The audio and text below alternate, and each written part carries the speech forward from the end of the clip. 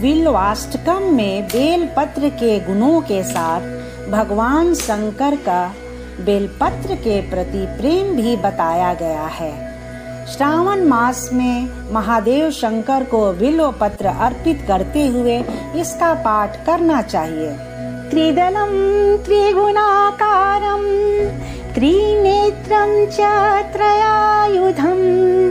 त्रिजन्म पाप संहार एकबिल्वं शिवार्पणम् विशाखैर्बिल्वं पत्रैश्च यश्छिद्रैः कोमलैः शुभैः शिवपूजां करिष्यामि एकबिल्वं शिवार्पणम् अखण्डं बिल्वपत्रेण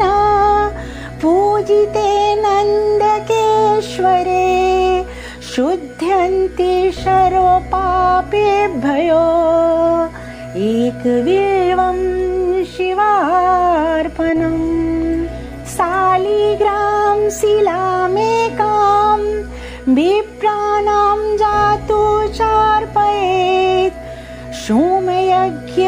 महापुण्यम् एकबिल्वं शिवार्पणम् दन्तकोटिसहस्राणि वाजपेयशतानि च कोटिकन्या महादानम् एकबिल्वं शिवार्पणम् लक्ष्म्या अस्तनूत उत्पन्नं महादेवस्य च प्रियं बिल्ववृक्षं प्रक्षयामि एकबिल्वं शिवार्पणम् दर्शनं बिल्ववृक्षस्य स्पर्शनं पापनाशनम् अघोरपापसंहारम् एकबिल्वं